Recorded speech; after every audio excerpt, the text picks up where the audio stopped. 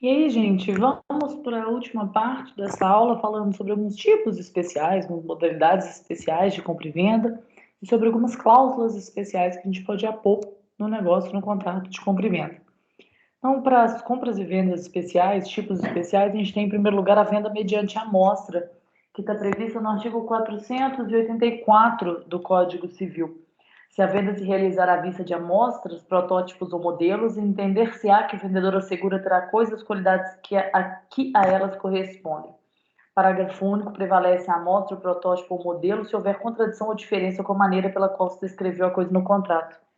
Então, a amostra, de uma certa forma, ela tem que refletir o resultado daquilo que está sendo vendido. Um exemplo que eu dou para vocês é, por exemplo, aqui eu coloquei a amostra de perfume, né, que tem que ser a mesma coisa do produto que eu compro ao final, mas é uma venda de produtos de buffet, por exemplo, em que aquilo que te apresentaram, né, no dia de provar tem que corresponder ao que vai ser servido no final.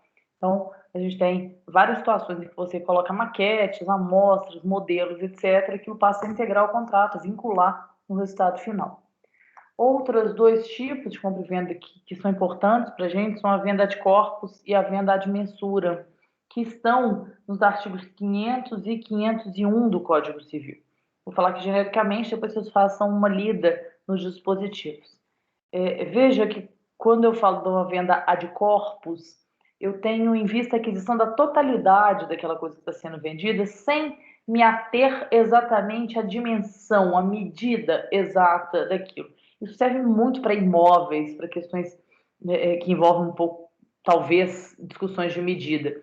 Enquanto na venda ad mensura, a gente chama de venda por medida de extensão, a área exata daquele imóvel vai ser discutida. Então, na verdade, isso serve exatamente para imóveis. Então, está lá no artigo 500 sobre ad corpus. Se na venda de um imóvel se estipular o preço por medida de extensão, ou se determinar a respectiva área, e essa não corresponder em qualquer dos casos às dimensões dadas, o comprador terá direito a exigir o complemento da área e, não sendo isso possível, de reclamar a resolução do contrato ou batimento proporcional do preço. Então, aqui, estou falando do imóvel em que eu falo, eu comprei X hectares de terra, um terreno de X metros quadrados e etc. Mas, às vezes, não se tem essa mesma lógica. Você comprou pela totalidade, pelo conjunto, pelo todo, o corpo certo determinado, e não pela medida exata. Então, veja o parágrafo 3º do artigo 500, que traz aqui para a gente: não haverá complemento de área nem devolução de excesso se o imóvel for vendido como coisa certa e discriminada, tendo sido apenas enunciativa a referência às suas dimensões, ainda que não conste de modo expresso ter sido a venda ad corpus, usa-se inclusive a expressão em latim aqui. Então, veja, na ad corpus eu quero o todo. A área é meramente enunciativa. O que eu busquei ali foi a coisa certa e discriminada, determinada, e não a medida exata, enquanto na dimensura a medida é importante. A consequência é que na ad corpus eu não discuto excesso, falta de área, e a gente tem uma regrinha do parágrafo 1º que presume-se que a referência às dimensões foi simplesmente enunciativa quando a diferença encontrada não exceder de 1/20 da área total enunciada, ressalvado ao comprador o direito de provar que em tais circunstâncias não teria realizado o negócio. Pequenas variações de até 5%, 1/20, não influenciariam nesse negócio, não seria como se fosse uma venda de corpos. Falei que não ia ler o dispositivo, mas estou lendo, né, gente? Na dimensura, diferentemente, a área é muito importante. Então, se eu não cumpro a área, eu posso pedir a resolução do contrato, o abatimento do preço ou o complemento da área, conforme a gente leu no caput do artigo 500. Então, se a área é inferior, eu peço complemento da área, se não for possível, abatimento do preço, que a gente tenta aplicar aqui conservação do negócio jurídico. Se a área for superior, então, houver um acesso de área com ignorância do vendedor, não houve aqui uma má-fé, né, pensando em subjetividade, o comprador ele pode completar o valor ou devolver o excesso nos termos do parágrafo 2º. Então, se em vez de falta houver excesso e o vendedor provar que tinha motivos para ignorar a medida exata da área vendida, caberá ao comprador a sua escolha completar o valor correspondente ao preço ou devolver o excesso. Mas, especialmente na discussão da área, o artigo 501 estabelece o prazo decadencial para que se questione a área. Então, decai do direito de propor as ações previstas no artigo antecedente o vendedor ou comprador que não fizer no prazo de 1 ano ao contar do registro do título. Não é da medida do registro do título. Parágrafo único. Se houver atraso na emissão da posse do imóvel, atribuível ao alienante, a partir dela fluirá o prazo de decadência. Porque pode acontecer de eu receber o registro, mas demorar até a emissão na posse. E, gente, de fato, eu só consigo conferir a medida exatamente no momento em que eu tiver a emissão na posse. Então, é nesse momento em que a gente começa a contar o prazo decadencial de 1 ano para a discussão da área. Na sequência, vamos falar de cláusulas especiais à compra e venda, que podem ser apostas aí. Tem algumas regrinhas especiais estabelecidas na nossa legislação. E a gente começa com uma importante cláusula muito cobrada em provas de concurso, que é chamada cláusula de retrovenda. E atenção, porque eu já vi isso aqui, dá muita confusão entre as pessoas. Ela só serve para compra e venda de bens imóveis. Então, tal como a gente viu aqui na venda de corpos da mensura, a retrovenda também só serve para imóveis. Então, tem uma cláusula pela qual o vendedor se reserva o direito de reaver o imóvel que está sendo alienado num certo prazo, restituindo o preço e despesas efetuados pelo comprador. Basicamente, gente, a retrovenda confere ao vendedor um direito de recompra. Então, eu vendo com o direito de recomprar o imóvel num prazo que nós estamos estipulando.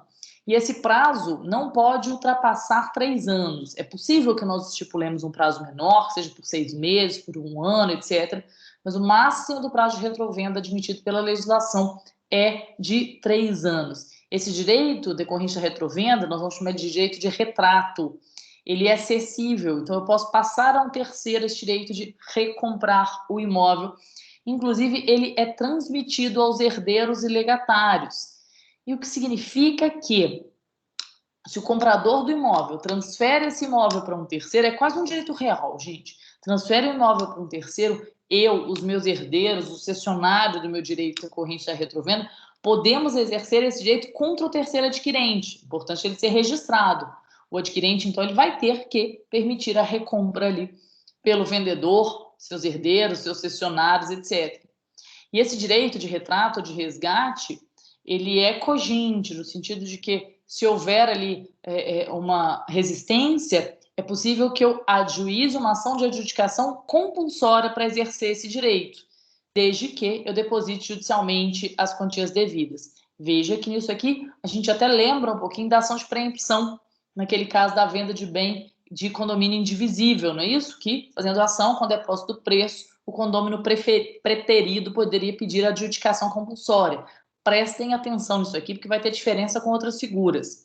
Então, no condômino preterido e na retrovenda, cabe a ação de adjudicação compulsória mediante o depósito do preço. Então, importante aqui para a gente. Vamos dando sequência. E as duas outras próximas cláusulas especiais são da venda contento ou da venda sujeita à prova. E elas estabelecem uma espécie de condicionamento. Eu tenho uma venda sob condição suspensiva. E aí a gente vai ter uma certa propriedade, talvez resolúvel aqui, na medida em que aquela venda acontece, a entrega acontece, mas há um aperfeiçoamento no momento em que, na venda contento, o comprador manifesta o seu agrado, então é uma condição suspensiva, e na venda sujeita à prova de que esse comprador verifique as qualidades da coisa, a idoneidade da coisa para os fins a que se destina. Então, veja, eu entreguei uma coisa para o sujeito, sob condição suspensiva de que ele manifeste que ele se contentou, que está de acordo com o que ele esperava, subjetivamente. O contento é bem subjetivo. Enquanto na venda sujeita à prova, já é um pouco mais objetiva, ela está prevista no 510 a 512, mais ou menos eles estão juntos aqui, disciplinados no código, em que ele vai verificar se a coisa tem as qualidades que o vendedor assegurou ou se ela serve, ela é idônea para as finalidades a que se destina. Nas duas situações, que tem outras regras, vocês podem fazer leitura, enquanto não se manifesta o agrado, né, no contento, ou que a prova foi feita, não é isso? Que a conferência foi feita, o comprador que recebeu a coisa, ele é como um comodatário, não é simplesmente o proprietário, ele é um comodatário que ele tem que guardar a coisa e devolvê-la se não estiver contente, se a prova ali, se ele não aceitar, no fim das contas, após fazer a conferência das qualidades. Então, temos os positivos, 509 e 512, mas o que importa para mim é que num eu estou falando de um agrado, algo mais subjetivo, no outro eu estou falando de verificação de qualidades, de funcionalidades da coisa entregue. A próxima cláusula, e aí eu falei essa que às vezes se confunde um pouquinho com a retrovenda, mas ela não deve se confundir. É a cláusula de preempção ou preferência. E não confundam com preempção dos condôminos na aquisição da parte do outro condômino. Então, aqui serve para móvel ou imóvel. Então, a primeira diferença aqui importante com a retrovenda. Aqui serve para móvel também. E aí, o vendedor estabelece uma cláusula de que, caso o comprador venha a vender a coisa posteriormente, ele vai ter que voltar ao vendedor e dar preferência para ele na aquisição. Veja que na retrovenda há um direito subjetivo do vendedor de requerer o retrato, requerer ali aquela reaquisição da coisa e até a adjudicação, né, se não for dada voluntariamente, mas ele tem um direito subjetivo, potestativo de obter o resgate. Aqui, o vendedor só adquire o direito de recomprar a coisa caso o comprador venha a dispor do bem. Então, aqui vai depender de uma intenção do comprador de vender o bem naquele período que está estabelecido. E aí eu tenho uma preferência na aquisição. Também temos prazos aqui para essa revenda com o direito de preferência, que vai ser no máximo 180 dias para móveis, 2 anos para imóveis, conforme o parágrafo único do 513. Pode ser menor, Carla? Pode, os prazos aqui são máximos. E a outra diferença que é importante, tem várias outras normas, mas eu estou falando aqui do que é mais importante, diz respeito às consequências da preterição dessa preempção ou preferência. Lá no condômino de imóvel do bem indivisível, a preterição da preferência gerava adjudicação compulsória. Deposito o preço, eu tenho direito a, de forma forçada, reaver a coisa. Lá na retrovenda, caso preterida, a adjudicação compulsória. Deposito o preço, tem direito à coisa. Nessa preferência aqui, se ela for desobedecida, não há adjudicação, há apenas direito à indenização, conforme a regra do artigo 518 do Código Civil. Então, eu queria só que vocês entendessem que há diferenças aqui, e é importante porque acaba que isso pode gerar confusões aí na hora de pensar numa questão, pensando na prática. Aqui não há adjudicação compulsória, há apenas ressarcimento e reparação de perdas e danos decorrentes do desrespeito à preferência. E última página aí da nossa matéria de compra e venda, dessa visão geral sobre a compra e venda, nós temos 2 tipos ou cláusulas especiais aqui. A primeira é a venda com reserva de domínio, em que o bem é entregue, mas a propriedade ainda não vai ser. A transferência da propriedade do domínio só vai se dar de forma efetiva com o pagamento integral do preço. Então, eu te transferi, você já tem o uso, mas você só vai ser dono quando você acabar de me pagar o preço. Carla, isso acontece na prática? Sim. Às vezes, venda de maquinário, gente. Eu vou comprar uma máquina importante para minha indústria, o sujeito não tem dinheiro para me pagar à vista, ele vai me pagar a prazo, a gente estabelece uma venda com reserva de domínio. E a efetiva transferência, então, do domínio da propriedade só vai se dar com o pagamento do preço. Isso facilita, porque se eu não transferir a propriedade, é muito mais fácil para eu reaver a coisa caso você deixe de me pagar o preço.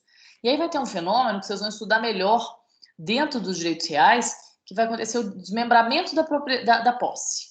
Porque eu não transferi a propriedade para o adquirente, para o comprador, não é isso? Mas eu dou a ele o que a gente chama de posse direta sobre a coisa. Ele tem a posse sobre a coisa. Mas o proprietário, o vendedor, mantém o que a gente chama de posse indireta, que é uma posse do dono, não é isso? Que é diferente daquela posse do tangenciar, do domínio direto, do poder direto sobre a coisa que é dada ao comprador. E a gente vai dizer também, o código vai dizer, que esse vendedor que mantém a posse indireta, ele tem uma propriedade resolúvel sobre a coisa. Porque uma vez que o comprador pagou o preço, automaticamente nós teremos a transferência da propriedade, a consolidação de toda a posse e a propriedade nas mãos do comprador. Então, veja, eu só mantenho a propriedade, apesar da tradição, com o vendedor, como uma garantia de pagamento, até que o comprador ultime esse pagamento. E, finalmente, temos a venda sobre documentos, que é uma venda em que a tradição, a entrega, ela não vai se dar de forma física, como a gente vê normalmente, a tradição é substituída pela entrega do título, que representa aquela dívida, outros documentos estabelecidos no contrato, que vão dar direito ao comprador de receber a coisa depois. Então, isso acontece, às vezes, com transporte de mercadoria, sabe, gente? Então, eu vou permitir ao sujeito, ao comprador, que com aquele documento, uma vez que eu entreguei para ele o documento, eu já dei a ele a propriedade daquela coisa que está armazenada. Isso serve para estar lá em silos. Grãos estão lá em silos, objeto de uma colheita, estão armazenados. E aí eu vendi aqueles grãos, aquela produção para alguém. A entrega da produção não é porque eu vou entregar o conteúdo lá daquele armazenamento, mas o documento que corresponde àquilo, isso é até uma matéria ligada a títulos de crédito, já transfere a propriedade. E isso vai permitir depois que o sujeito tome posse e faça a disposição daquela mercadoria que ele comprou. Então, aqui, ao invés de preocupar com uma tradição de entrega propriamente dita da coisa, basta para a gente, ou importa para a gente, o documento que representa a coisa. Como eu disse, gente, não estou tratando de todos os dispositivos, estou fazendo uma visão mais geral para vocês entenderem essas várias cláusulas gerais, especiais. Depois, com mais tempo, vocês façam uma leitura mais detalhada, mas o que tinha mais importância, que cai mais nas provas, eu detalhei um pouco mais, tá bom? Muito obrigada.